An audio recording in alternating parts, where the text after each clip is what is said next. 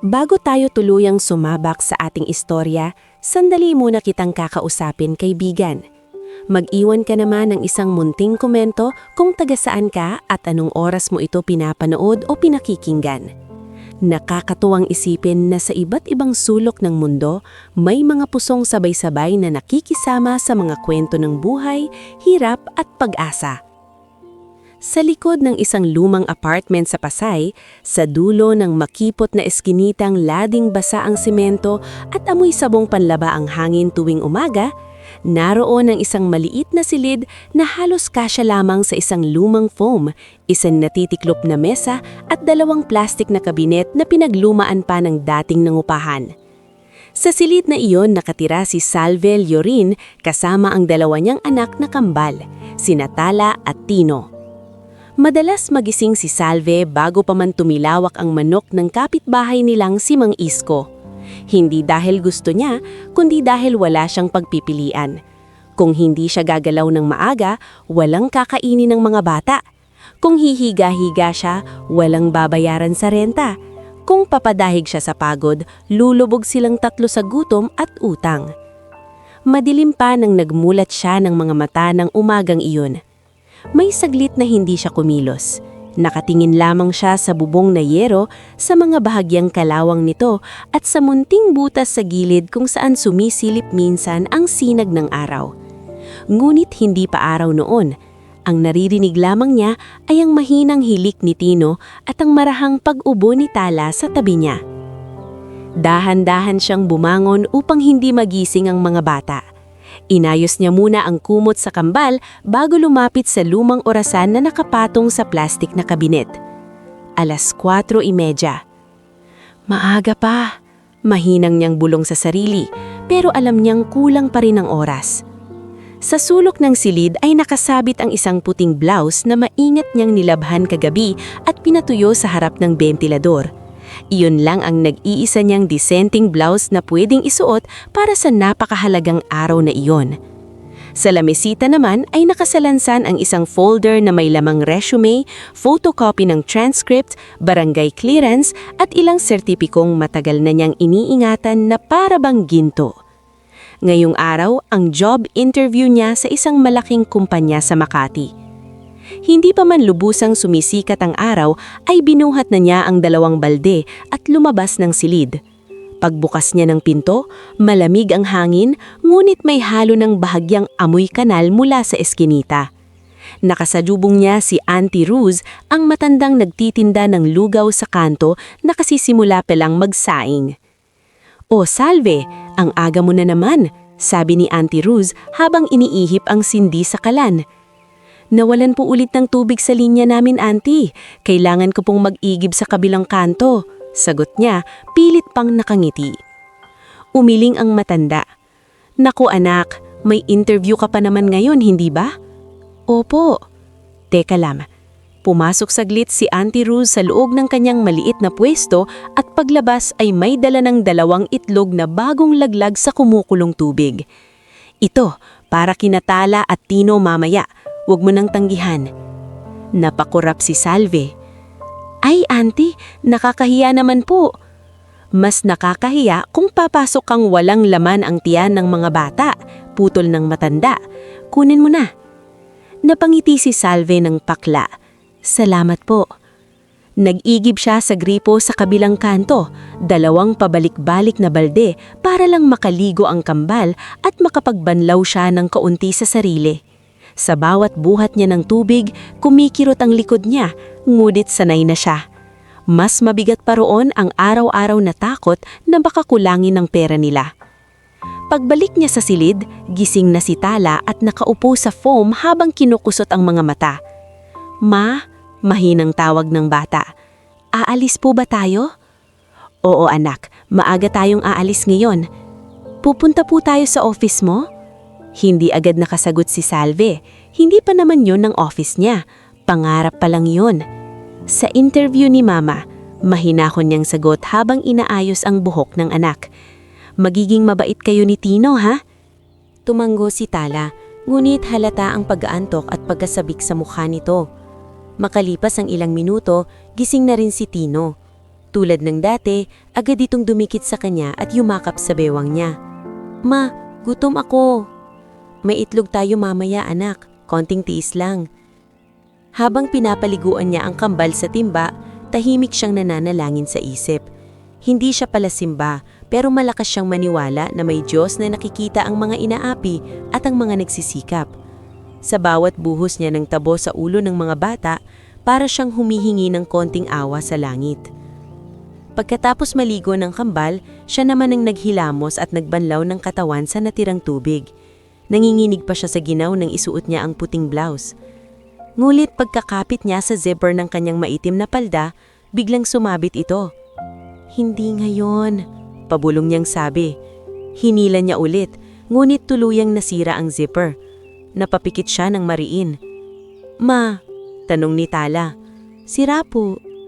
Hindi anak, aayusin lang ni Mama. Mabilis siyang naghanap ng karayom at sunulid sa plastik na lalagyan sa ilalim ng lamisita. Habang tinatahi niya ang gilid ng palda ng mabilisan, naramdaman niya ang papalapit na luha sa mga mata niya. Hindi dahil sa palda lang yon, kundi dahil parang bawat maliit na bagay sa buhay niya ay kailangang paghirapan bago sumunod. Nang maayos niya ang palda, huminga siya ng malalim. Ngunit hindi pa tapos ang problema.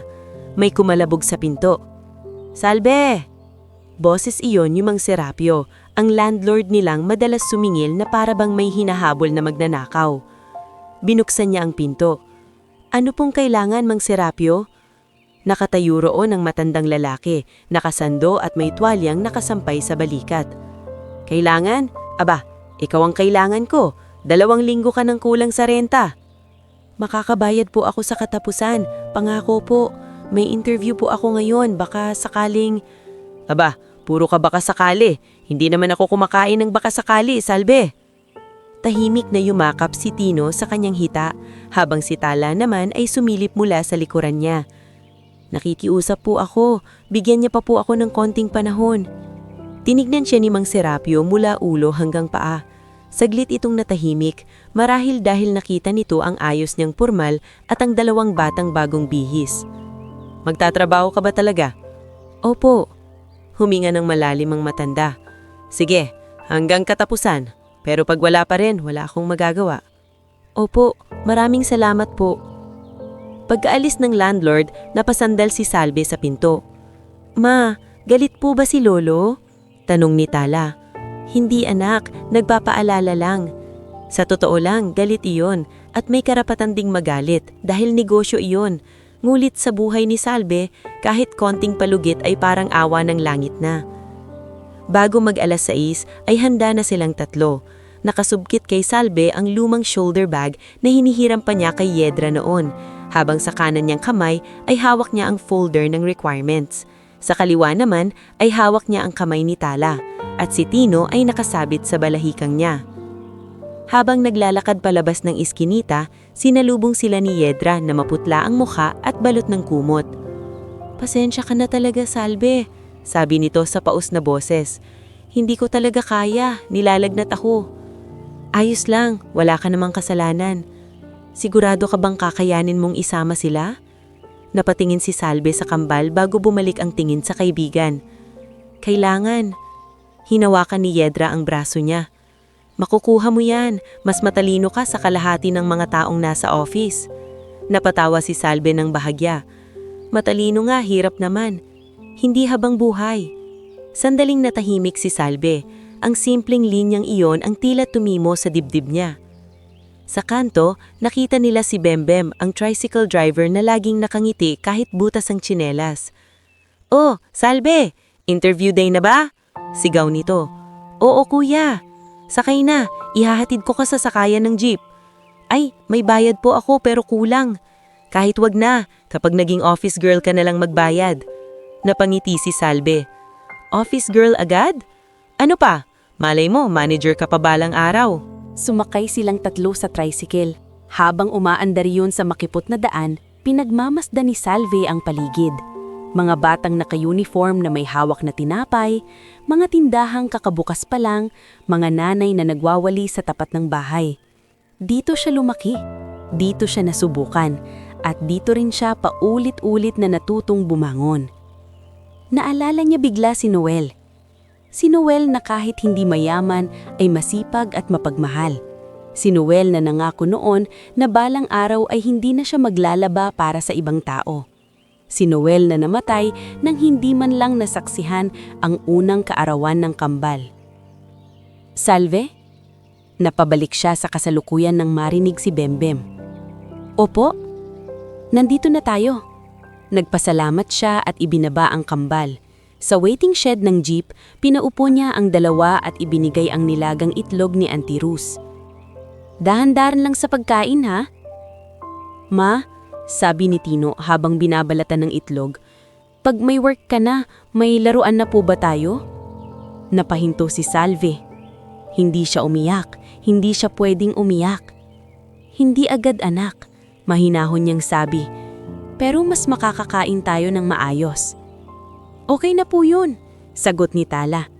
Nangumiti siya ngulit mas lalong sumikip ang dibdib niya. Ang liit ng pangarap ng mga anak niya. Hindi laruan, hindi mamahaling damit, hindi bakasyon. Sapat na pagkain lang.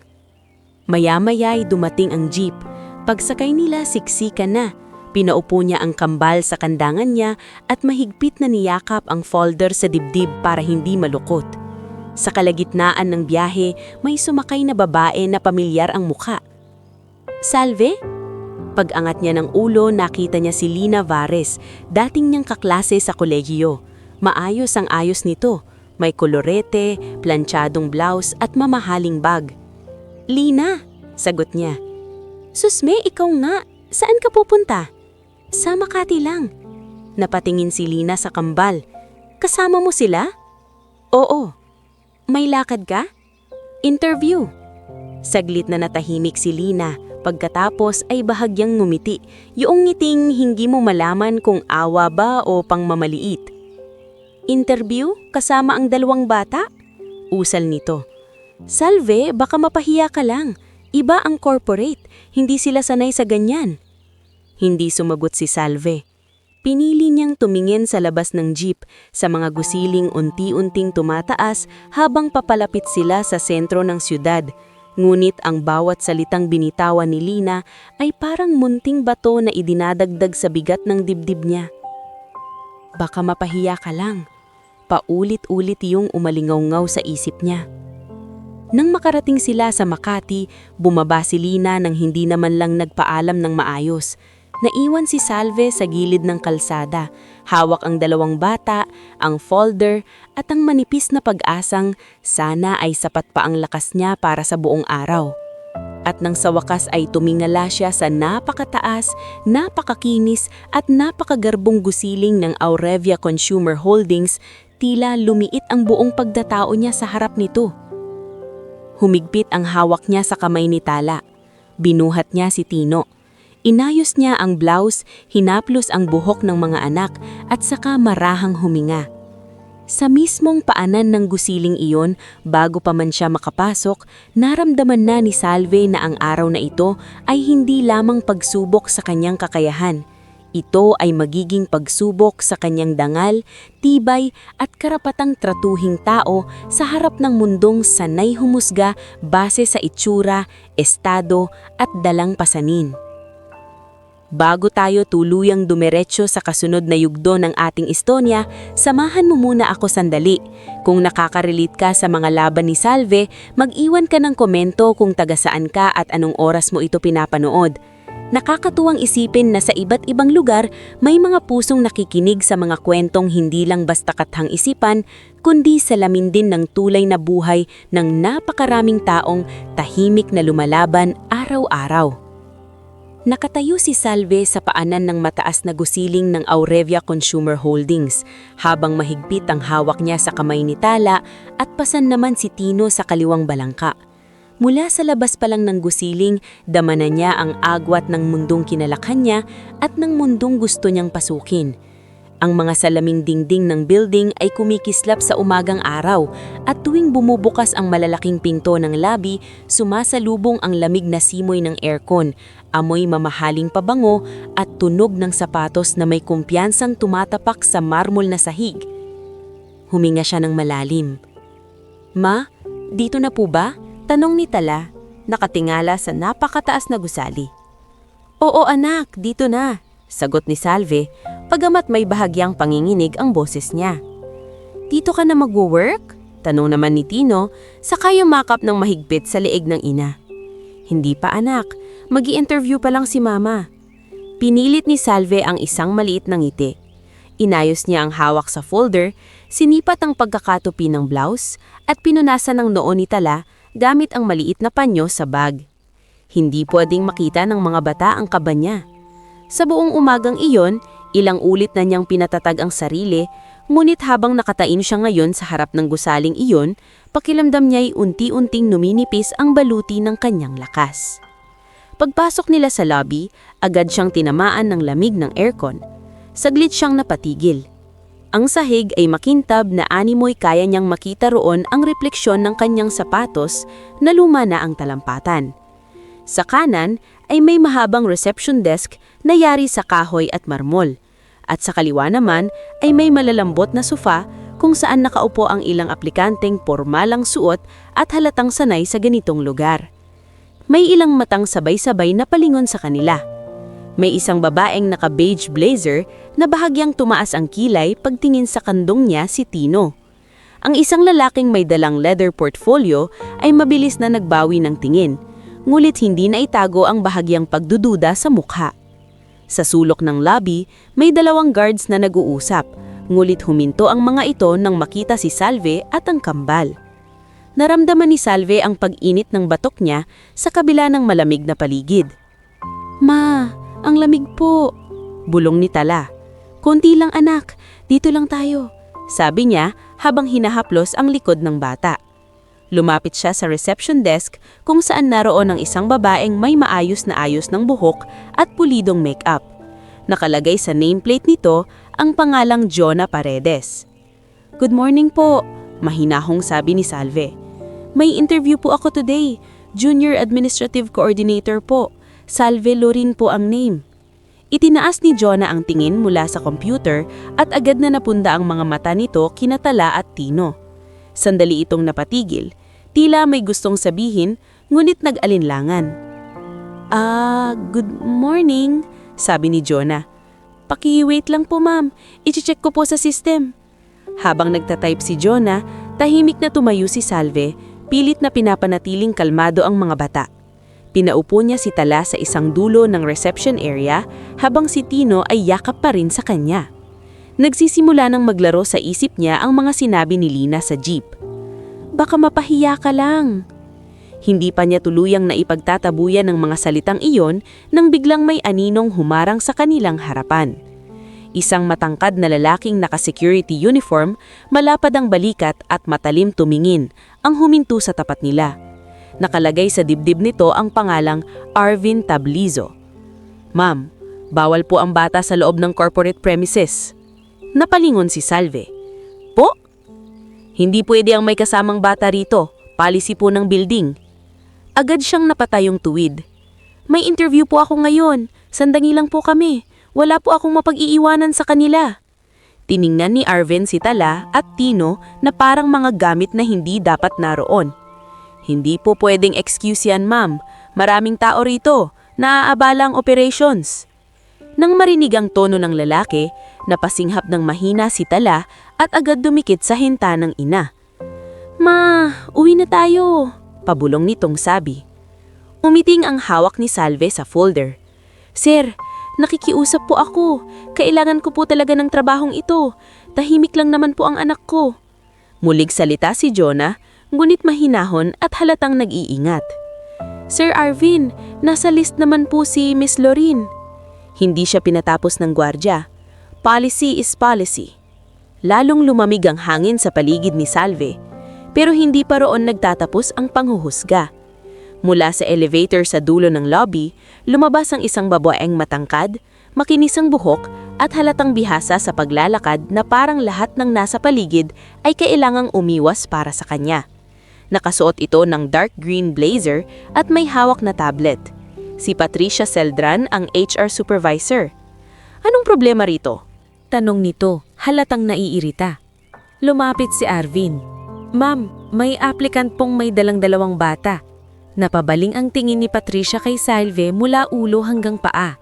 Mula sa kupas na bag, sa plantsyadong ngunit luma ng blouse hanggang sa mga batang kapit sa kanyang palda. Ikinalma ni Salve ang sarili. "Ma'am, interviewee po ako. Pasensya na po kung kasama ko sila. Wala po talaga akong mapag-iiwanan." Hindi agad sumagot si Patricia. Tila sinadyaan nitong patagalin ang katahimikan para lalo siyang maliitin. Pagkatapos ay bahagyang napangiwi ito. "Miss Lorraine, tama ba?" Malamig na tanong nito. "Opo. Let me be direct. This is a professional environment. Hindi po pwedeng gawing extension ng personal life ang corporate office." Parang may humampas sa sikmura ni Salve. "Ma'am, hindi ko naman po gustong dalhin sila rito. Kailangan ko lang po talaga." "Kung hindi mo kayang ayusin ang personal mong sitwasyon," putol ni Patricia, "paano ka pa magiging maayos sa trabaho?" Tahimik ang labi, pero pakiramdam ni Salve ay umalingaw-ngaw ang mga salitang iyon sa buong gusali. Ramdam niya ang mga matang nakatutok sa kanya. May awa, may pagtataka. Pero higit sa lahat, may panghuhusga. Sa gilid ng waiting area, may isang pamilyar na mukha na muli niyang nakita. Si Lina Vares. Nakasuot din ito ng business attire at may hawak na envelope ng requirements. Nang magtama ang tingin nila, mabilis na umiwas si Lina. Kunway hindi siya kilala. Pagkatapos ay marahan nitong luwapit sa isa pang aplikante at may ibinulong na nagpatawa sa kasama. Parang mas mabigat pa sa insulto ang ganoong uri lang pagtataksil. "Ma," halos babulong na sabi ni Tino habang yumayakap sa leeg niya. "Bakit galit sila?" Napapikit si Salve. Gusto niyang magsalita, gusto niyang ipagtanggol ang sarili. Gusto niyang isigaw na hindi siya tamad, hindi siya iresponsable at hindi niya pinili ang magbalo ng maaga at maging mag-isa sa buhay. Ngunit ang alam lang niyang gawin sa mga sandaling ganito ay ang lunukin ng sakit at manatiling maayos. "Pasensya na po," mahina niyang sabi. "Aalis na lang po kami." Iyon ang una at tanging sandaling tunay na nayanig ang loob niya sa araw na iyon. Hindi dahil itinaboy siya, kundi dahil nakita ng mga anak niya kung paano siyang minamaliit. Habang inaayos niya ang pagkakandong kay Tino at inaabot ang kamay kay Tala para umalis na, may dumating na panibagong tinig mula sa kanilang likuran. Anong nangyayari rito? Hindi iyon malakas, ngunit sapat ang bigat para mapatigil ang lahat. Napalingon ang reception, ang guards, pati na ang mga aplikante. Mula sa bagong bukas na elevator ay lumabas ang 3 tao. Isang lalaking bata, ngunit matikas ang tindig, nakasuot ng simpleng charcoal suit na hindi kailangan ng anumang palamuti para magmukhang makapangyarihan. Sa tabi niya ay isang babaeng may salaming manipis at may dalang folder, si Astor Verano, legal head ng kumpanya. Kasunod naman ang isang payat na lalaki na may tablet at mabilis kumilos, si Nix Albor, executive assistant. Agad tumuwid si Patricia. "Sir Cale." Biglang kumabog ang dibdib ni Salve. Si Cale Dalisay. Narinig na niya ang pangalang iyon mula kay Sir Olan Vergel na nagrekomenda sa kanya. Batang CEO raw, bihira sa opisina, tahimik ngunit napakaisip. Hindi basta-basta nagsasalita, pero kapag nagsalita, may natatanggal o may nagbabago. Humakbang si Cale palapit. Hindi siya nungumiti. Hindi rin galit ang mukha niya, ngunit may kung anong matalim sa paraan niyang pagtingin sa paligid. Parang kaya niyang makita kung sino ang nagsisinungaling kahit hindi pa nagsasalita. "Inulit ko," sabi niya, mas malamig na ang boses. "Ano ang nangyayari rito?" Lumunok si Patricia bago sumagot. "Sir, applicant po ito. May dalang 2 bata. We're just explaining na hindi appropriate." "Applicant?" putol ni Kyle. "Opo, sir." Naglakad pa siya ng ilang hakbang at huminto sa mismong harap ni Salve. Sa unang pagkakataon, may isang taong hindi niya unang napansing tumingin sa kanyang ayos o sa luma niyang bag. Halip, unang tiningnan ni Kyle ang folder sa kanyang kamay, saka ang 2 niyang anak, saka ang kanyang mukha. "Ano ang pangalan mo?" tanong nito. "Salvelio rin po." Sagot niya, halos hindi niya marinig ang sarili niyang boses. "May interview ka ngayon?" "Opo, sir." "Bakit ka pa aalis?" Hindi agad siya nakasagot. Nangingilid ang luha sa mata ni Tala. Si Tino na may nakasiksik na sa balikat niya. Sa harap ng lahat, pinili pa rin niyang manatiling maayos. "Hindi po ako pinapapasok dahil kasama ko po ang mga anak ko. Marahan niyang sagot. Wala po kasi ako mapag-iiwanan. Tahimik ang lahat. Maging si Nix ay napatingin kay Patricia. Si Aster naman ay bahagyang kumunot ang noo. Tinapunan ni Kael ng tingin si Arvin. Totoo? Sir, policy po. Ang tanong ko ay kung totoo. Opo, sir. Bumaling siya kay Patricia. At ikaw? Sir, we have to maintain professionalism in the workplace. Doon na tuluyang tumigas ang mukha ni Kael. Professionalism? Ulit niya. Ngunit hindi iyong tanong. Ito ang idea mo ng professionalism? Walang sumagot. Naglakad siya ng mabagal. Tinatanaw ang lobby, ang mga aplikante at ang staff na nakamasid. Pagkatapos ay huminto siya at malinaw na nagsalita sa paraang halos nagpahinto sa tibok ng mga taong naroon.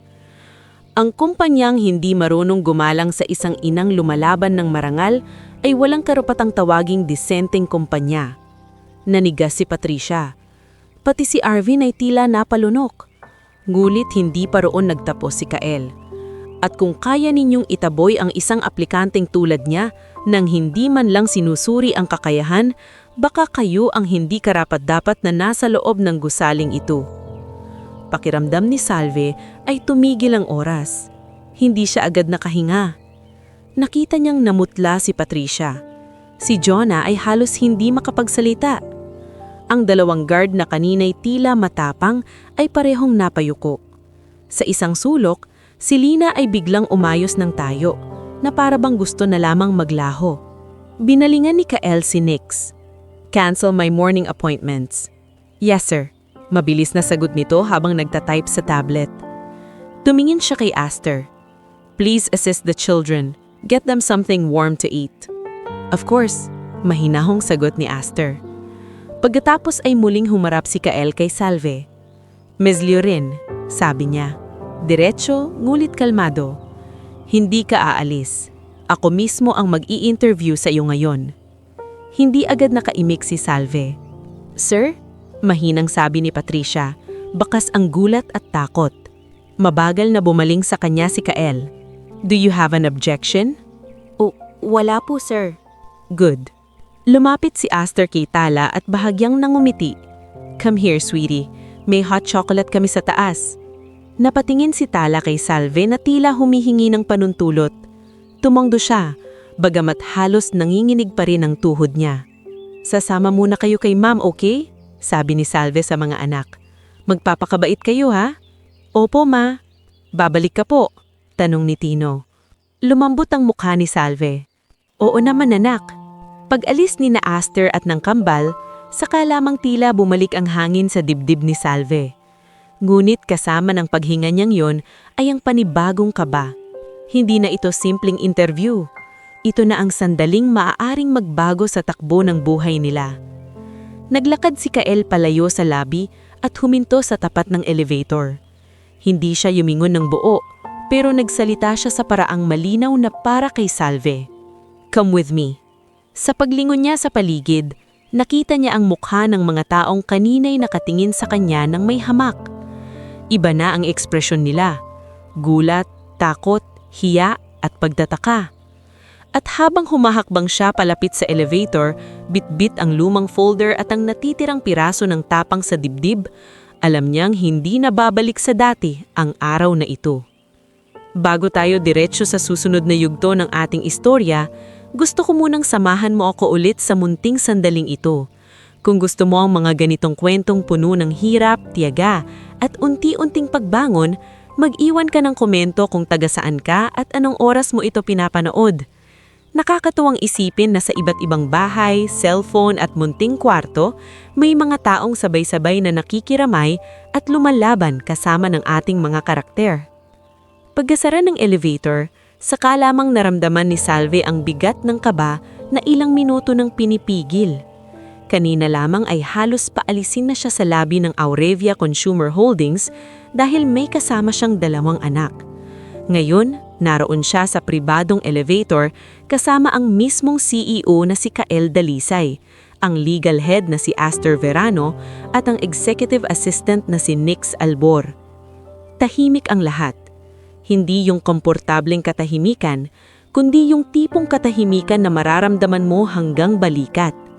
Nakayuko si Salve, kauwat na kamay nakayakap sa folder, na tila iyon na lang ang natitirang matibay sa mundo niya. Sa gilid ng salaming pinto ng elevator, bahagya niyang nakita ang sariling refleksyon. Maayos pa rin ang blouse, ngunit halatang pinagdaanan na ang umaga.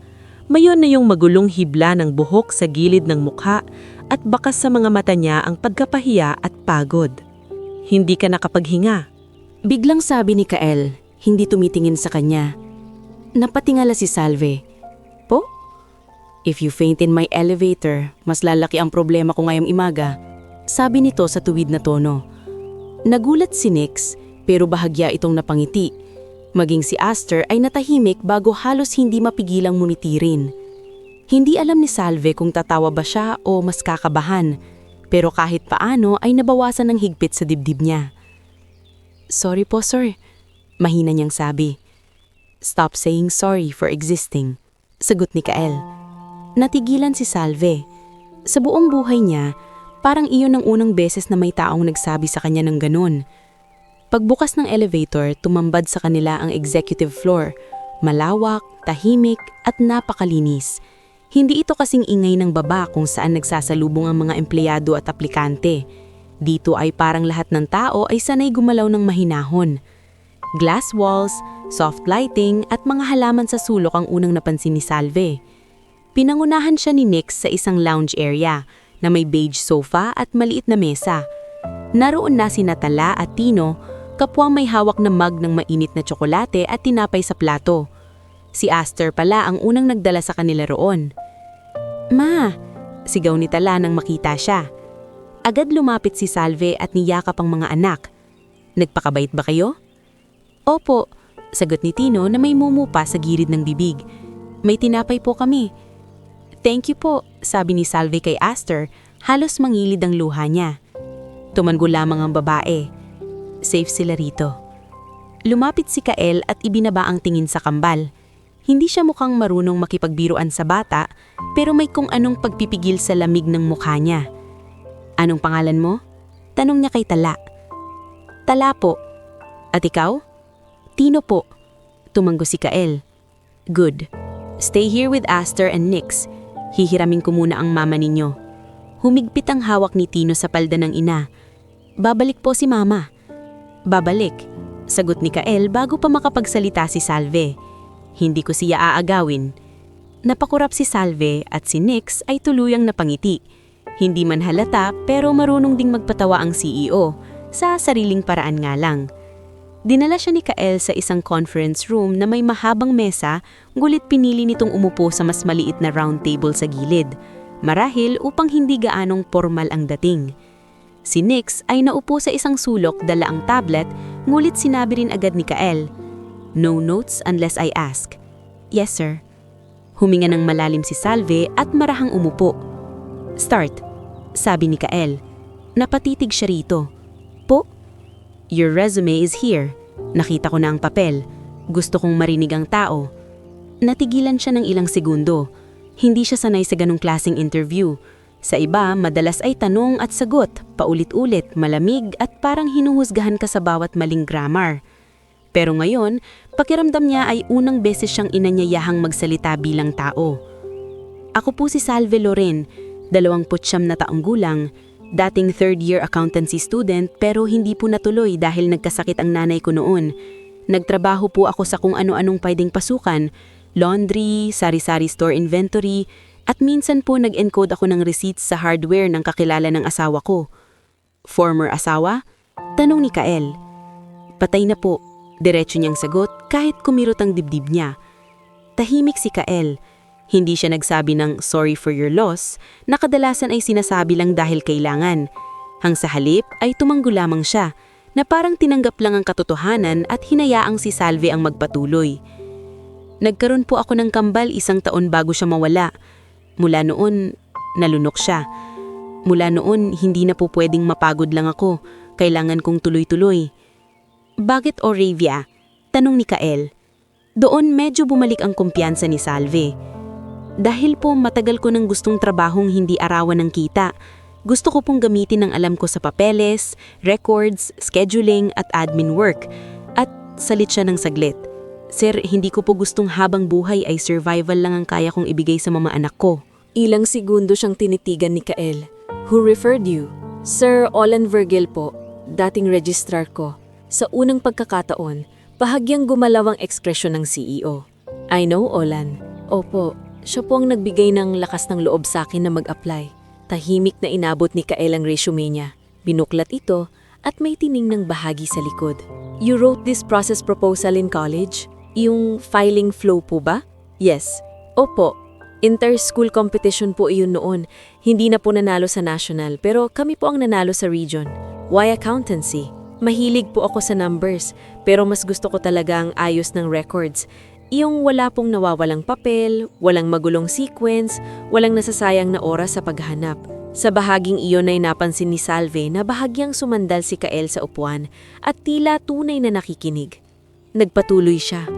Ikinuwento niya kung paano siya natutong gumamit ng lumang spreadsheet programs sa computer shop noon kapalit ng paglilinis sa gabi. Paano siya natutong mag-file ng inventory slips sa hardware ni Kuya Delfin at paanong natutuhan niyang maging maingat sa detalye dahil isang maling bilang lang ay pwede nang mauwi sa away ng tindero at supplier. Ikinuwento rin niya kung paanong gabi-gabi siyang nag-aaral muli ng basic admin work mula sa mga libreng tutorial sa cellphone ni Yedra. Sa bawat sagot niya, mas bumibigat ang pakiramdam niya, hindi sa takot, kundi sa kakaibang damdaming tila unti-unti siyang nakikita. Hindi yung naaawa lamang sa kanya, kundi nakikita ang kakayanan niya. Makalipas ng halos 1 oras, tumayo si Kael at lumapit sa bintana ng conference room. Ilang sandali siyang nakatanaw sa lungsod bago muling humarap sa kanya. If I hire you, sabi nito, kaya mo bang sabayan ang bilis ng trabaho rito? Opo. If people judge you because of what happened downstairs, kaya mo bang hindi sumuko? Bahagyang kumirot ang dibdib ni Salve, ngulit tumanggo siya. Opo, sanay na po ako sa panguhusga. Hindi ko na po pwedeng hayaan na yun ang magpapakain sa mga anak ko. Good answer, sabi ni Kael. Muling umalik si Nick sa mesa, tila naghihintay ng susunod na utos. Tiningnan ni Kael ang assistant niya. Prepare a probationary contract. Napatingin si Salve kay Nix, pagkatapos ay pabalik kay Kael. Hindi agad niya naintindihan ang sinabi nito. Sir, you heard me, sabi niya. You start in 2 weeks, Probationary Administrative Coordinator under Executive Operations Support.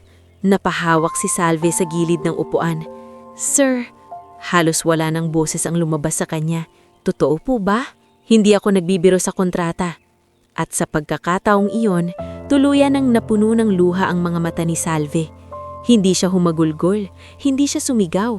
Ang ginawa niya lang ay yumuko at takpan sandali ang bibig niya habang pilit pinipigil ang panginginig ng balikat. Thank you po, mahinang sabi niya. Maraming salamat po. Thank Nix. Siya ang mag-aasikaso ng paperwork mo. Walang emosyong sinagot Mikael, ngulit hindi nakaligtas kay Salve na bahagyang lumambot ang boses nito. Paglabas nila ng conference room, sinalubong sila ni Natala at Tino. Ma, uwi na po tayo? Tanong ni Tino. Lumuhod si Salve at yunakap ang dalawa. Anak, may trabaho na si Mama. Talaga? Tanong ni Tala, nang laki ang mga mata. Oo, may office ka na po? Sunod na tanong ni Tino. Bahagyang natawa si Salve sa pagitan ng pag-iyak. Hindi pa agad-agad pero may trabaho na si Mama. Sa labas ng executive lounge, nagkagulo na pala sa ibaba. Hindi pa man buwababa si Salve ay kumalat na sa balita sa loob ng kumpanya na mismong CEO ang nag-interview sa aplikanting pinahiya sa lobby. Mismong si Faye Cancino sa accounting at si Joram Pasilan sa records unit ay napasilip sa hallway nang marinig ang usapan nila Nix at HR processing staff. Siya ba yun? Pabulong na tanong ni Faye. Siya nga raw. Galit daw si Sir Kael kanina sa lobby. The-serve, singit ng isa pang staff na si Tess Imbong, pantry supervisor na may hawak ng tray ng kape. Kala mo kung sino yung Patricia. Ngunit habang may ilan na natutuwa sa nangyari, may ilan ding hindi. Sa HR office, namumutla ngunit kumukulo ang loob ni Patricia Celdran. Sa kabilang dulo naman, si Marius Fuentebela, operations manager na ngayon lang nakarating sa executive floor, ay nakatitig kay Salve mula sa hallway. Iyan ba yung babaeng may mga anak? Tanong niya kay Patricia ng pabulong ngunit mariin. Oo, gigil na sagot ni Patricia. At mukhang siya na ngayon ang bagong paborito ng langit. Or paborito ng CEO. Malamig na sabi ni Marius. Nabasa ni Salve ang mga tinginan nila. Hindi niya marinig ang mga salita pero sapat na ang mga mukha nila para malaman niyang hindi doon natapos ang problema. Pagbaba nila sa lobby para kunin ang final contact details at temporary visitor clearance, tahimik ang paligid. Si Jonah Paredes sa resepsyon ay agad tumayo at maayos na nangumiti. Miss Salve, congratulations po. Salamat po, magalang na sagot ni Salve. Saglit itong nag-atubili bago marahang yumuko. Pasensya na po kanina. Napatingin si Salve sa kanya. Nakita niyang totoo ang hiya sa mukha nito. Ayos lang po, sabi niya. Alam ko pong may inuutos din sa inyo. Sa gilid, si Arvin Tablizo ay nakatayo lamang at hindi makatingin ng diretso sa kanya. Hindi man ito humingi ng tawad, halata ang paninigas ng panga nito. Habang palabas sila ng building, hinabol sila ni Nick sa may pinto. Miss Salve? Tawag ni Nix. Here, iniabot nito ang isang envelope. Ano po ito? Transportation reimbursement for today, meal stub for you and the kids, and temporary onboarding checklist. Huwag kang kabahan, tutulugan ka namin sa requirements. Napakurap si Salve. Hindi ko po alam kung paano ako magpapasalamat. Show up on time in 2 weeks, sagot ni Nix. That's enough. Nang makalabas sila sa gusali, tila iba na ang sikat ng araw sa Makati. Pareho pa rin ang init, pareho pa rin ang ingay ng kalsada, ngulit sa dibdib ni Salve ay may kung anong unti-unting tumitibok na matagal nang natulog. Ang pag-asa. Pero kasabay ng pag-asang iyon ay ang unang mahinang anino ng bagong laban. Sa itaas ng gusali, sa likod ng salaming bintana ng executive floor, nakamasid si Marius. Sa tabi niya ay si Patricia, kapwang malamig ang mga tingin. Hindi ito matatapos dito, sabi ni Patricia. At hindi ko hahayaang may basta na lang isusubo sa executive office nang hindi natin alam ang kapalit, sabi ni Marius. Sa ibaba, walang kamalay-malay si Tala at Tino habang tuwang-tuwang kumakain ng tinapay na binili para sa kanila mula sa meal stub. Si Salve naman ay nakatingala sandali sa busali, saka mahigpit na niyakap ang folder at ang envelope sa dibdib. Hindi niya pa alam ang mga lihim, inggit at bitag na naghihintay sa loob ng kumpanyang iyon. Ang alam lang niya sa mga sandaling iyon, sa wakas, may pintong bumukas para sa kanilang tatlo at handa siyang pumasok kahit kasama pa noon ang mga bagong taong magtatangkang itulak siyang muli palabas. Bago tayo tuluyang dumako sa mas mabigat na yugto ng ating istorya, gusto ko munang anyayahan kang samahan pa rin ako hanggang dulo.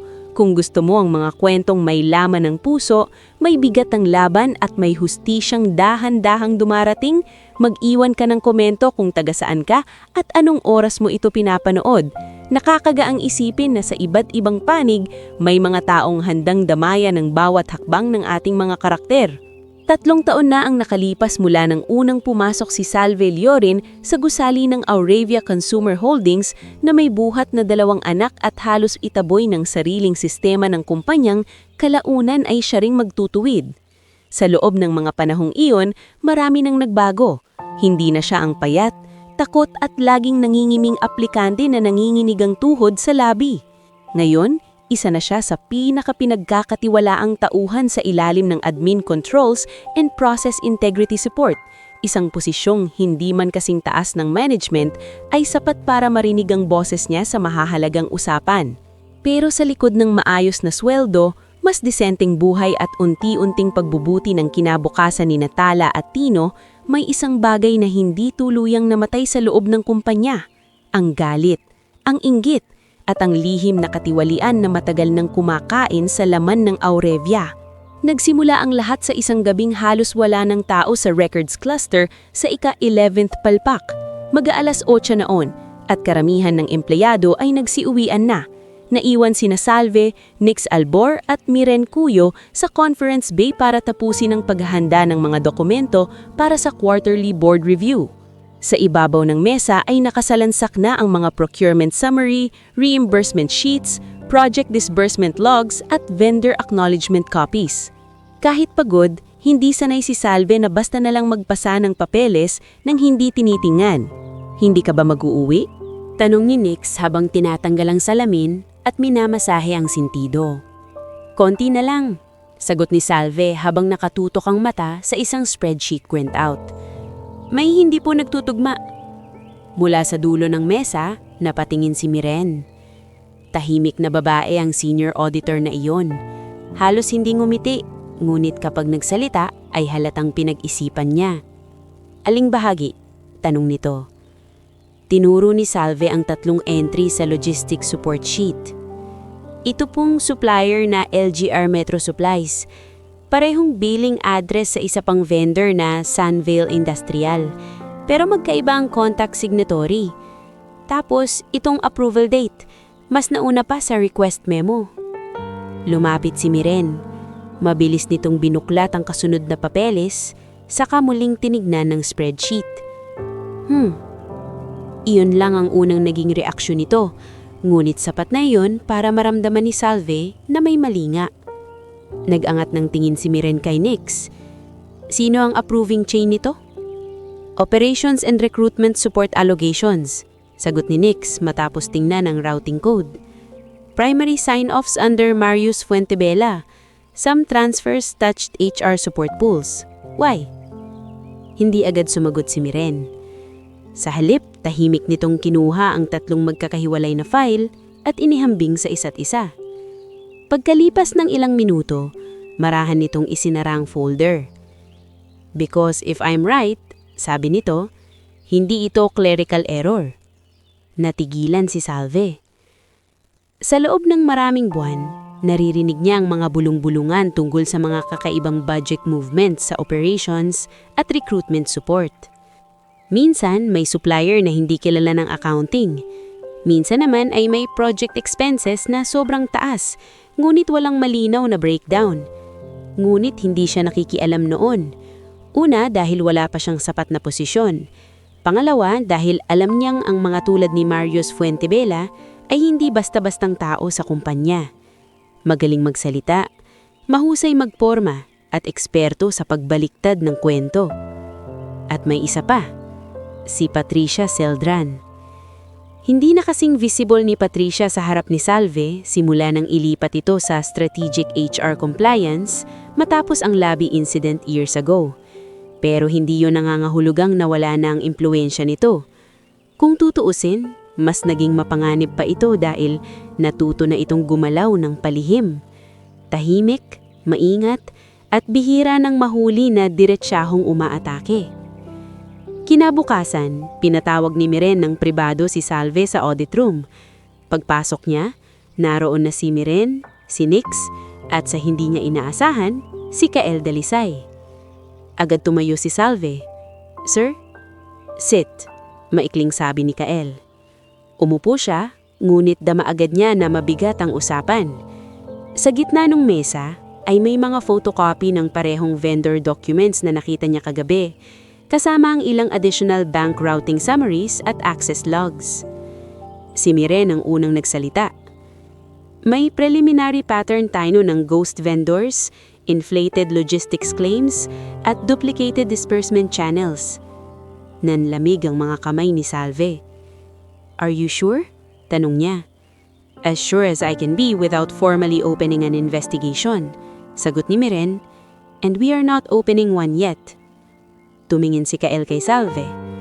"Because if the people involved catch wind of this too early, they will destroy records before we secure them." Tahimik si Salve. "Why am I here?" maingat niyang tanong. "Because you saw the mismatch first," sabi ni Nix, "and because some of the paperwork moved across admin channels you personally handled." Biglang bumilis ang tibok ng puso niya. "Ako po ang mapagbibintanghan." "Possibly," diretsyong sagot ni Kael. Hindi niya inaasahan ang ganoong kasimpleng sagot, pero iyon din ang dahilan kung bakit mahirap magsinungaling ang lalaki. Hindi ito nagpapalambot ng salita para lang gumaan ang pakiramdam mo. "Then why keep me involved?" tanong niya. Doon simingit si Miren. "Because if we exclude you now, mas halatang may nalaman tayo. Kailangan normal ang galaw." Mabigat ang paghinga ni Salve. Sa labas ng kwartong iyon, Simpleng empleyada lang siyang nagsusuri ng proseso. Pero sa loob, para siyang inahon sa isang ilog na hindi niya alam kung gaano kalalim. I understand, mahinang sagot. Do you? Tanong ni Kael. Malamig ngunit hindi man ang salip. Because once this starts, hindi ka na basta bystander. You will be seen. Mabagal siyang tumango. Sir, matagal na po akong nakikita ng maling mga tao. Hindi na bago sa akin yun. Ang gusto ko lang po, kapag may mali, wag na po sana akong piliting magbulag-bulagan. Ilang sandali siyang tinitigan ni Kael bago ito sumandal sa upuan. Good, sabi nito. Then listen carefully. Mula noon, nagsimula ang tahimik na yugto ng pinakamapanganib na bahagi ng laban ni Salve sa Aurevia. Sa loob ng ilang linggo, kumilos sila ng tila walang nagbabago. Pumapasok si Salve gaya ng dati. Inaayos ang schedules, nagre-review ng routing slips at nakikipag-coordinate sa records at finance. Ngunit, sa likod ng normal na galaw na iyon, lihim siyang nagtatabi ng duplicate timestamps, control copies, at exception trails na pinapadaan niya kay Miren sa paraang hindi mapapansin. Si Bodhi Santillan mula sa IT na noon ay naging malapit na kaibigan niya dahil sa dami ng admin system issues na sabay nilang inayos, ay tahimik na tumutulong mag-secure ng server snapshots. Si Faye Cancino naman sa accounting ay nagmo-monitor ng pattern sa reimbursement batching. Si Tess Imbong na matagal nang nakakaramdam na may mga taong masyadong malinis ang porma pero marumi ang galawan ay naging tagasalo sa mga bata tuwing inaabot ng gabi si Salve. Ngunit gaya ng babala ni Kael, hindi nagtagal at naramdaman ng mga sangkot na may kakaiba sa hangin. Unang umatake si Patricia. Isang umaga, pinatawag si Salve sa HR for attendance clarification. Pagpasok niya sa maliit na meeting room, naroon si Patricia. Maayos pa rin ang ayos, mabango, tatalimang titig at halos walang bakas ng dating lantarang paghamak. Mas mapanganib pala ito ngayon sa ganitong bersyon, malamig, formal at kunway patas. "Please sit, Miss Lurin," sabi nito. Umupo si Salve. Pinag-cruise ni Patricia ang mga daliri sa ibabaw ng mesa. "May concern lang tayo regarding your recent leave pattern. Twice this quarter, kinailangan mong umalis ng maaga dahil sa children-related matters, correct?" "Opo, nagkasakit po si Tala noong isa at yung isa naman po ay school incident involving Tino." Tumanggo si Patricia na parang may kinukumpirma sa listahan. Exactly. And while we understand personal challenges, the company cannot always adjust around individual family emergencies. Tinitigan lamang siya ni Salve. Hindi na siya ang babaeng natutuluro sa lobby. Kabisado niya ang ganitong klase ng tono, yung parang mahinahon pero may talim na gustong sabihin na istorbo ka pa rin. "May formal violation po ba ako?" tanong niya. Bahagyang napatigil si Patricia. "Not yet," sagot nito. "Consider this a reminder." "Then I'll take it as a reminder," sabi ni Salve. Mahinahon, ngulit tuwid ang boses. Doon sumikip ang mukha ni Patricia. Hindi niya siguro inaasahan na hindi na basta-basta mapapaatras si Salve. Ngulit, hindi lang iyon ang atake. Makalipas ang ilang araw, may anonymous complaint na pumasok sa internal FX channel. Nakasagdo na si Salve raw ay gumagamit ng pangalan ng CEO para takutin ng ibang empleyado at makakuha ng special access sa files. Kahit alam ni Salve na gawa-gawa iyon, kumirot pa rin ang tiyan niya habang binabasa ang summary na ipinakita sa kanya ni Nix. Classic move, sabi ni Bodhi nang malaman ang nangyari. Kapag hindi ka nila mabutas sa trabaho, character assassination. "Pwede po ba akong matanggal dahil dyan?" tanong ni Bodhi. Kung ordinaryong company lang, maybe, pero mali sila ng timing. Why? Bahagyang ngumiti si Bodhi. "Because I traced the complaint terminal." Hindi siya agad pinatuloy ni Bodhi. Sa halip ay dinala siya nito sa IT cubicle at ipinakita ang access log, isang internal workstation ng pinanggalingan ng complaint submission. Hindi man ito agad masabing si Patricia mismo ang nagpadala, malinaw na nanggaling iyon sa desk cluster na kontrolado ng assistant niya na si Disha Morata. "Kaya pala," bulong ni Salve. "Gusto mong magalit?" tanong ni Bodhi. Gusto ko pong mapagod silang pagsubuking sirain ako. Sagot niya. Napailing ni Bodhi, humahama. Iyan ang linya ng taong sanay ng magbuhay sa gera. Ngunit, hindi lang trabaho ang sinusubok ng panahong iyon. Sa bahay, isang gabi, napansin ni Salve na may lalaking paulit-ulit na tumatambay sa tapat ng eskinita nila. Hindi iyon taga roon. Ilang gabi, 3 gabi, pare-pareho ang oras. Nakasombrero, nakasandal, kunwaring naninigarilyo. Noong una ay binaliwala niya, ngunit nung isang pauwi sila ni Natala at Tino at napansin niyang sumusunod ang tingin nito hanggang sa pinto ng inuupahan nila, biglang bumalik sa dibdib niya ang dating takot na tagal na niyang pinalayas. Yedra? Sabi niya kinabukasan habang nagtitimpla ng kape ang kaibigan, may lalaking nakatambay sa tapat natin gabi-gabi. Napalingon si Yedra. Kilala mo? Hindi. Mukha bang masama? Hindi ko alam, pero hindi rin mukhang nawawala lang. Hindi iyon pinalampas ni Yedra. Kahit mahina pa rin ang katawan nito paminsan-minsan dahil sa gamutan sa bato, matalas pa rin ang instincts niya. Kinagabihan, sinilip nilang magkaibigan mula sa bintanang may kurtinang kupas. Naandoon nga ang lalaki. Kinabukasan, sinabi ni Salve iyon kay Nix at pagdating ng hapon ay alam na rin ni Kael. Arvin? Tanong ni Kael kay Nix sa executive office. We're confirming, sagot nito. Kinabukasan pa, kumpirmado na. Tauhan nga ni Arvin Tablizo ang lalaki, isang outsourced security contract na ginamit para magmasid sa kilos ni Salve.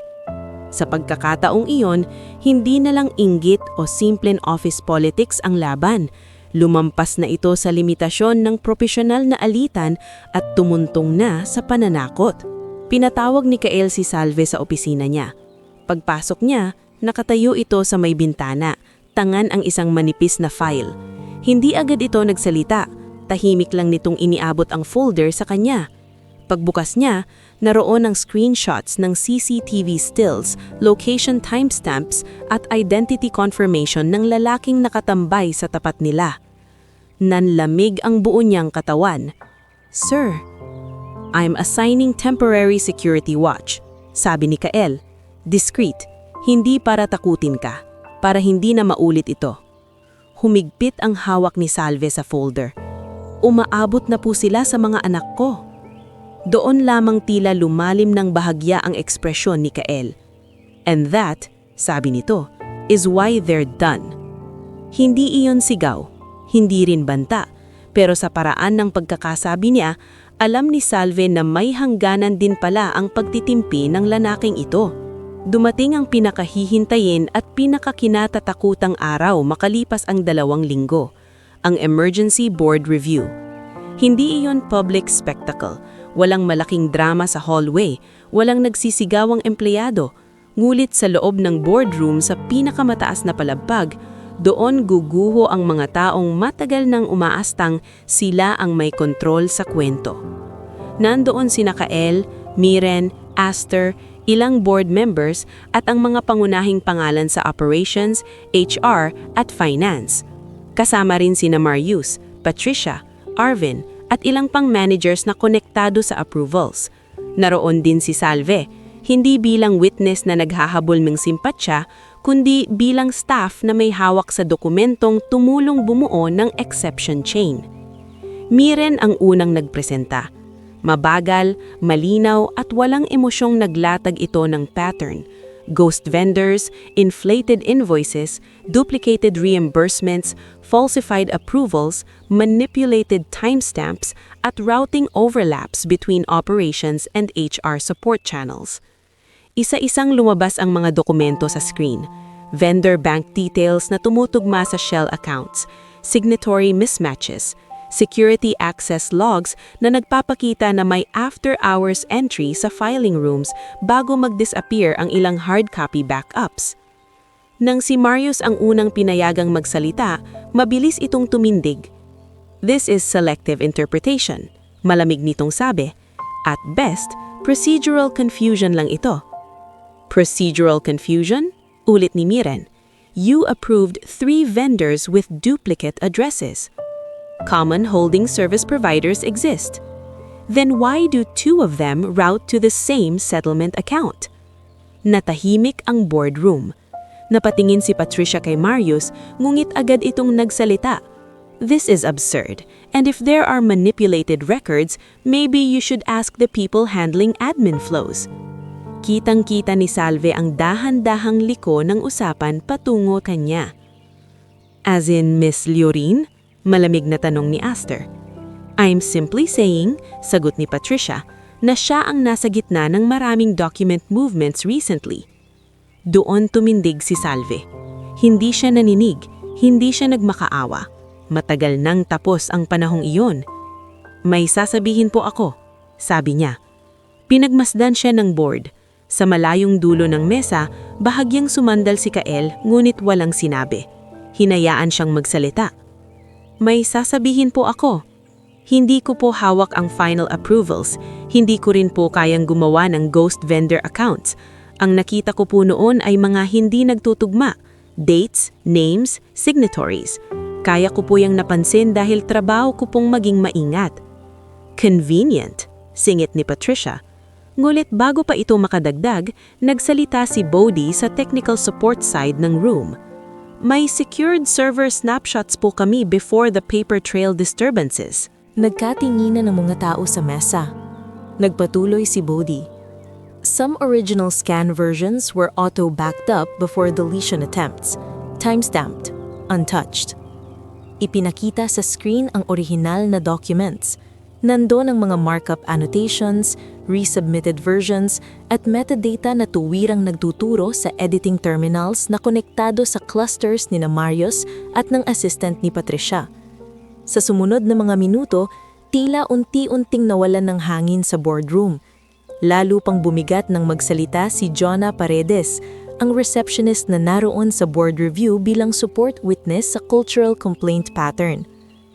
Matagal na pong may climate of intimidation. Nanginginig ngulit malinaw ang boses nito, lalo na po kapag mahina ang posisyon mo.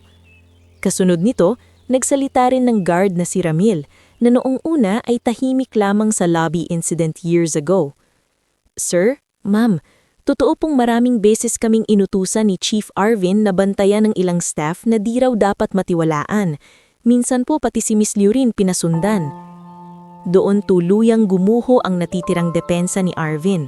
Sumiklab ang pagtanggi, ang palitan ng sisihan, ang pilit na pagbabaligtad ng kwento. Ngulit huli na ang lahat. Masyado ng buo ang ebidensya. Masyado ng marami ang taong matagal nang nananahimik ngulit ngayon ay nagsasalita na.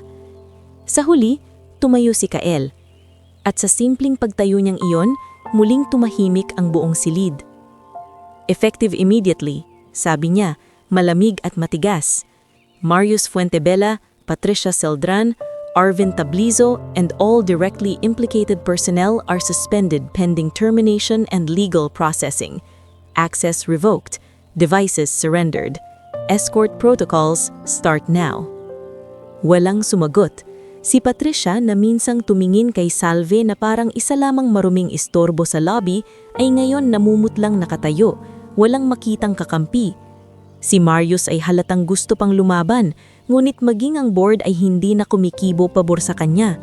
Si Arvin ay yumuko na lamang. Biglang lumiit ang anyo kumpara sa unang araw na hinarangan niya ang isang inang may dalang-dalawang bata. Habang isa-isa silang inilalabas ng compliance officers, hindi nakaramdam si Salve ng saya. Hindi iyon ligaya na parang nakaganti. Ang naramdaman niya ay pagod, matinding pagod. At pagkatapos noon, isang mabigat ngunit malinis na paghintya. Parang may naituwid, parang may sugat na sa wakas ay tinahin ng maayos. Nang matapos ang board review at halos wala ng tao sa silid, paiwanan siya ni Kael. Sit, sabi nito, ngulit sa pagkakataong ito ay mas mababa na ang boses. Umupo si Salve. Pakiramdam niya ay ngayon palang bumibigat ang katawan niya. You did well, sabi ni Kael. Nabuntong hininga siya. Akala ko po matatakot pa ako, pero noong nagsimula na, parang wala na akong gustong iligtas kundi ang totoo. That's why you were useful, sagot niya. Napangiti si Salve ng bahagya. Useful lang po? Bahagyang tumaas ang sulok ng labi ni Kael. For now, tahimik silang pareho ng ilang segundo.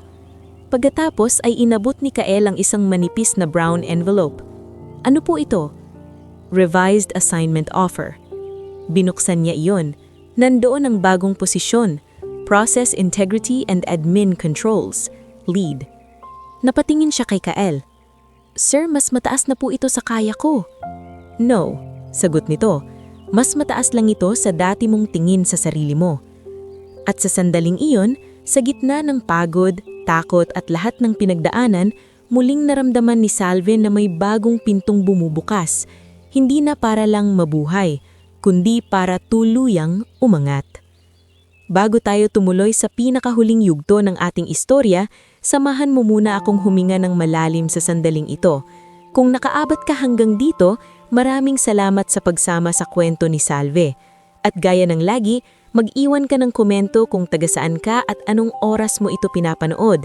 Napakagandang isipin na sa iba't ibang tahanan, may mga pusong sabay-sabay umaasa, nasasaktan at sa huli ay sumasabay ring nungungiti sa pagtatapos ng isang mabigat ngunit makabuluhang laban.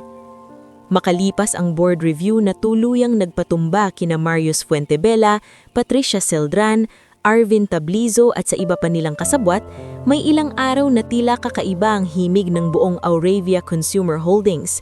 Hindi iyon yung ingay ng chismis na dati nang laganap sa mga pantry at hallways. Mas tahimik iyon, mas maingat. Para bang ang buong kumpanya ay sabay-sabay na gumising mula sa isang mahabang panahon puno ng takot at pagkukunwari. Si Salve Llorin, na minsang halos itaboy mula sa labi ng gusaling iyon dahil may buhat na 2 anak, ay ngayon nakaupo ng mainam sa loob ng executive conference room, hawak ang revised assignment offer na binigay ni Kael Dalisay. Ilang araw na pero hindi pa rin lubos maproseso ng isip niya lahat. Ang dating pinapangarap nilang regular na sweldo at desenteng trabaho ay lumawak at naging responsibilidad na dati-rati ay para lang sa mga taong nakapormang mamahalin at ipinanganak na tila sanay sa aircon, boardrooms at mataas na pasya. Pinagmasdan niya ulit ang papel. Process Integrity and Admin Controls Lead. Hindi iyon simpleng title. Kaakibat noon ang mas malaking sweldo, mas mabigat na tungkulin at higit sa lahat ay mas malaking tiwala. At para kay Salve, ang tiwala ang pinakamahirap makuha at pinakamahalagang alagaan. Kanina ka pang nakatulala dyan. Napatingala siya. Nakatayo sa may pintuan ng maliit na pantry corner si Nix Albor.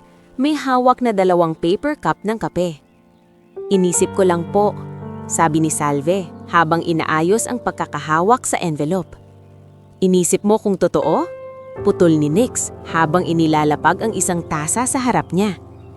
Bahagyang ngumiti si Salve. Halata po ba? Sa'yo? Oo. Kapag tahimik ka, ibig sabihin overloaded ang isip mo. Napahawakan si Salve sa tasa. Mainit pa. Ano po bang tingin nyo? Tanong niya. Kaya ko po ba talaga? Hindi agad sumagot si Nix. Umupo muna ito sa kabilang upuan at sumandal ng bahagya. Salve, ang karamihan sa mga taong may posisyon dito dati, sanay lang magmukhang may alam. Ikaw, sanay kang matutong gawin ng dapat gawin, kahit walang kasiguraduhan. Mas delikado ang pekeng kumpiyansa kaysa sa totoong kaba. Napabuntong hininga siya. Pero iba po ang level nito. Exactly, sagot ni Nix. At iba ka na rin. Sa simpleng linyang iyon, tila may bahagyang umayo sa gulo ng isip ni Salve. Tinanggap niya ang posisyon. Ngunit gaya ng maraming tunay na laban sa buhay, hindi dahil tumanggap ka ng mas mataas na tungkulin ay otomatiko nang magiging madali ang lahat. Sa halip, doon pa lamang nagsimula ang panibagong yugto, hindi na ng pagtatanggol sa sarili, kundi ng maingat na paghubog sa sistemang minsang muntik nang dumurog sa kanya. Sa mga sumunod na buwan, inisa-isa ni Salve ang mga prosesong kailangang ayusin sa Auravia. Tinulungan siya ni Miren Cuyo, Faye Cancino at Bodhi Santillan sa pagbuo ng mas mahigpit ngunit mas malinaw na controls sa vendor routing, file backups at cross-department approvals. Si Tess Imbong naman ay paulit-ulit na nagpapaalala sa kanya na huwag kalimutang kumain tuwing tanghali. Leader ka na, pero tao ka pa rin, bungad ni Tess minsan, habang inilalapag ang baon niyang lumpiang sariwa sa desk ni Salve. Walang bayani-bayani kung himatay ka sa gutom. Napatawa si Salve. Ate Tess naman. Hindi kita ate, mas mukha pa akong bata sa'yo. Mas malakas lang kayong mang-asar. Sa ganitong maliliit na sandali, mas lalo niyang naiintindihan ang pag-angat sa buhay ay hindi laging engrande. Minsan, ito ay nasa tahimik na paghusay sa trabaho, sa pagbuo ng mas maayos na proseso, at sa pagkakaroon ng mga taong tunay na nagmamalasakit sa iyo. Sa bahay naman, unti-unting umayos ang takbo ng kanilang buhay. Hindi pa sila agad lumipat ng bahay, pero hindi na tulad dati na bawat katapusan ng buwan ay parang giyera ang paghahati ng bayad sa renta, pagkain, gatas at pamasahe. Nakakapagtabi na siya ng kaunti. Nakabili siya ng mas maayos na electric fan, napalitan ng kupas na foam lang 2 maliliit na kama para kina Tala at Tino.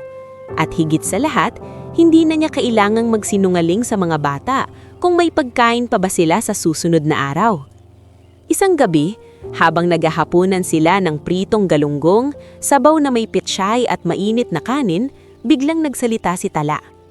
"Ma, o anak, gusto ko po, pag malaki na ako, gusto ko pong maging katulad mo."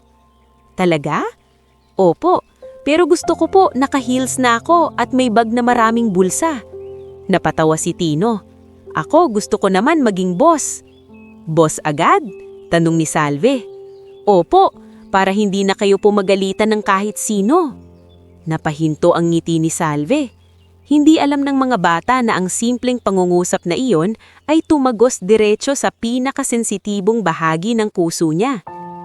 Lumapit siya at hinalikan sa noo ang dalawa. "Walang maninigaw kay Mama, at mas lalong walang mga api sa inyo. Pangako." Sa paglipas ng panahon, nagkaroon din ng maliliit ngunit mahahalagang pagbabago sa loob ng kumpanya, at karamihan doon ay nagsimula sa mga suhestyon ni Salve.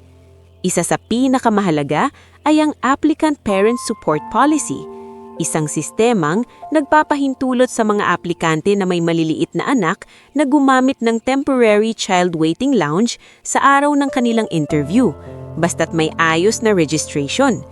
Naging katumang niya rito si Aster sa legal review at si Nick sa executive routing approval. Nung iprinisenta ni Salve ang proposal sa isang senior leadership meeting, may ilang manager na halatang nag-aalinlangan. "Hindi ba't added cost lang ito?" tanong ng isa. Tumayo si Salve, hindi nagyayabang, ngulit matatag ang tindig. "May cost po ang lahat," sabi niya. "Pero mas malaki ang cost ng pagkawala ng mahuhusay na aplikanteng hindi man lang nabigyan ng patas na pagkakataon.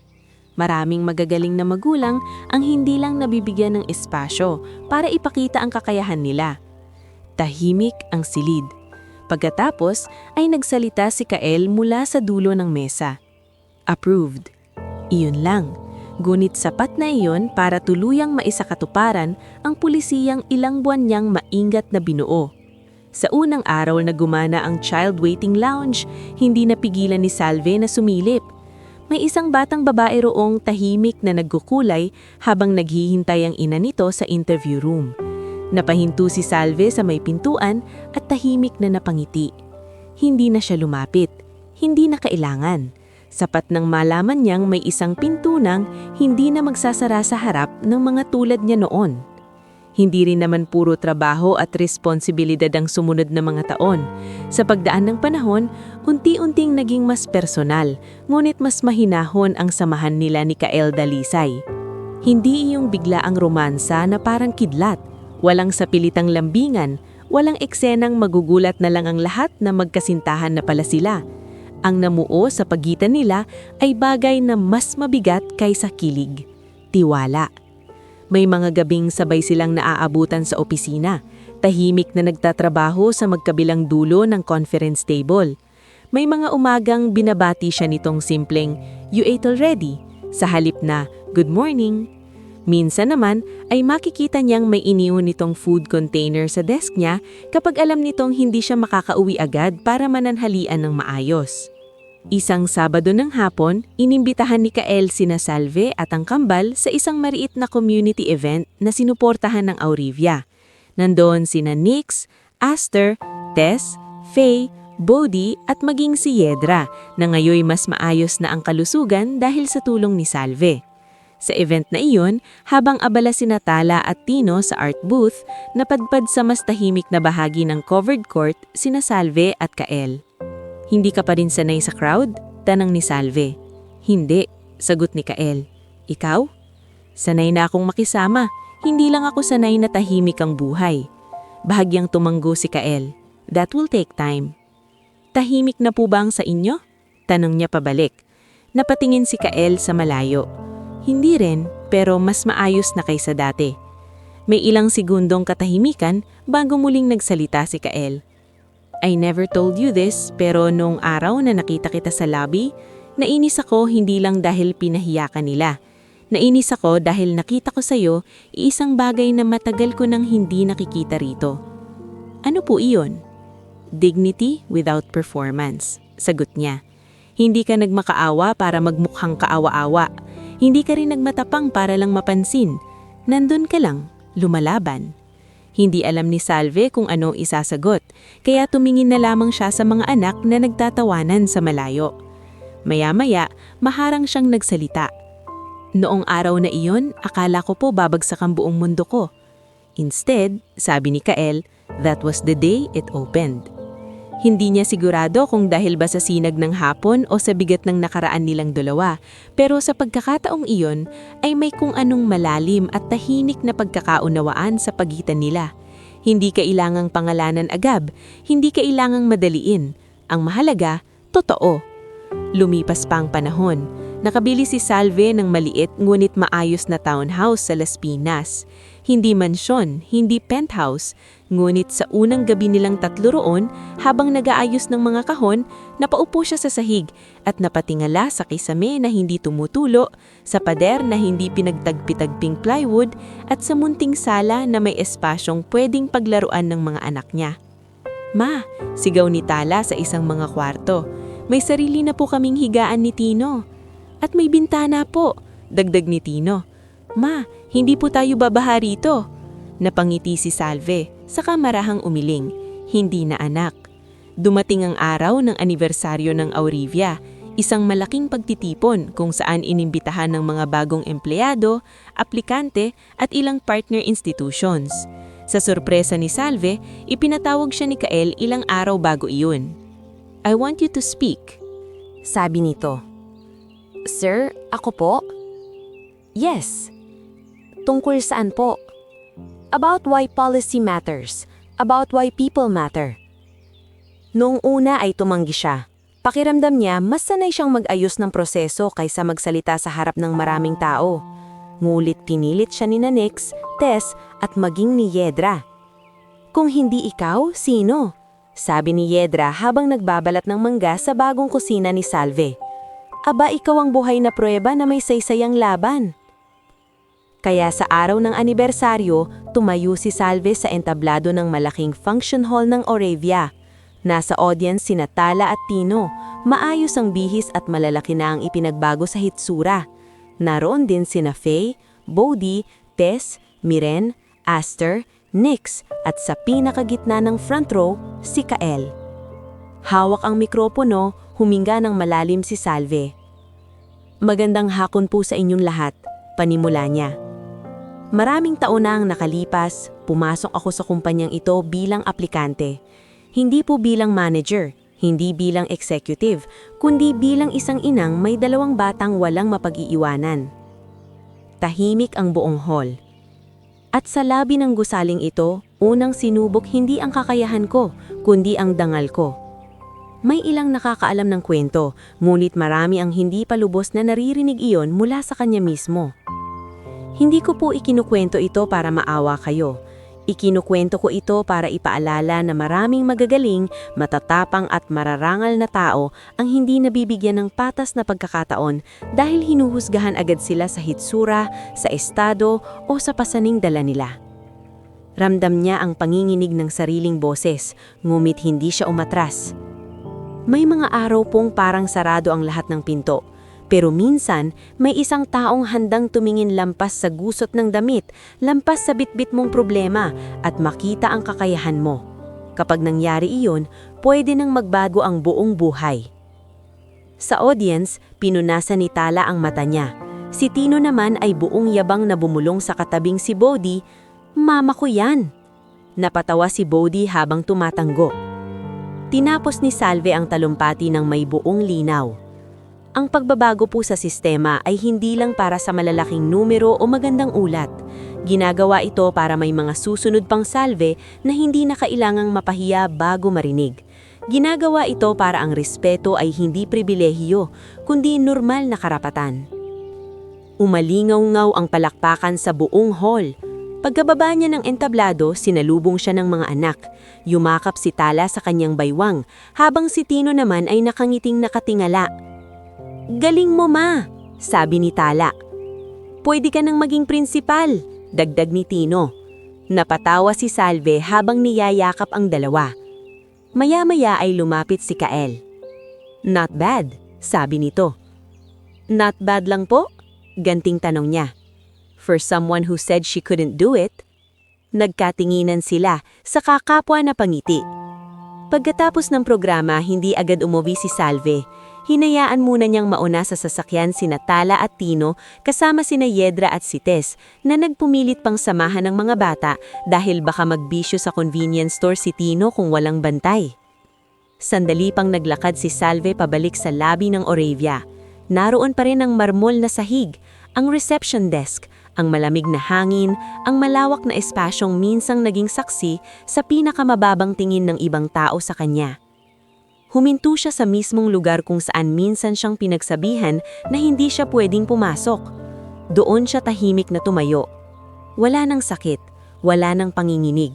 May alaala, oo, may bigat pa rin ang gunita ng araw na iyon, ngunit hindi na siya dinudurog ng alaala. Sa halip, para na lamang itong lumang sugat na tuluyan ng naghilom at nagsilbing paalala kung gaanong kalayo ang narating niya. Mula sa likuran niya ay narinig niya ang mahinang yabag. "Thought I'd find you here," sabi ni Kael. Hindi siya lumingon agad. Parang tama lang pong balikan. Huminto ito sa tabi niya. "And?" Ngiti si Salve, nakatingin pa rin sa harap. "Mas magaan na," sagot niya. Hindi na ito lugar ng kahihiyan, lugar na lang siya ng simula. Tahimik na tumanggo si Kael. Pagkatapos ay marahan itong nagsalita, hindi tulad ng CEO na nagbibigay ng utos, kundi tulad ng isang lalaking matagal nang piniling manatili sa tabi ng isang taong pinapahalagahan niya. "Salve." Ngayon ay lumingon si Salve. Sa mata ni Kael wala nang dating distansyang korporatib, nandoon ang respeto, paghanga at isang damdaming hindi na kailangang ipalit o ikubli. "Would it be alright kung sa susunod, hindi lang bilang trabaho kita sasamahan sa pag-uwi?" Napatitig lang si Salve. Hindi siya agad sumagot, hindi dahil naguguluhan siya, kundi gusto niyang namnamin ang sandaling iyon na bilang isang bagay na malinis at hindi minadali. Pagkaraan ng ilang segundo, bahagya siyang ngumiti. "Sa susunod po, huwag niyo na po akong tatawaging Miss Lauren." Sa unang pagkakataon sa mahabang panahon, narinig niya ang mahinang tawa ni Kael na walang halong pag-iingat. "Sige, Salve." Mula sa labas ng salaming dingding ng gusali, tanaw ang ilaw ng lungsod, ang takbo ng mga sasakyan at ang walang tigil na galaw ng buhay. Ngulit sa loob ng labi na minsang naging tagpuan ng sakit at panghuhusga, natapos ang kwento ni Salve hindi sa sigaw ng paghihiganti, kundi sa tahimik na tagumpay ng isang inang tumangging magpatalo. At habang sabay silang naglakad palabas ng gusali, sa mundong dating tila laging nakasara sa kanya, alam ni Salve na hindi na siya iyong babaeng may buhat na 2 anak na halos itulak palabas ng pinto. Isa na siyang babaeng iginagalang, isang inang nagtayugod ng kinabukasan, isang leader na tumulong magbukas ng pinto para sa iba. At wakas, isang taong hindi na lamang nabubuhay para makaligtas, kundi marunong ng mabuhay ng may dangal, kapayapaan at tunay na pag-asa.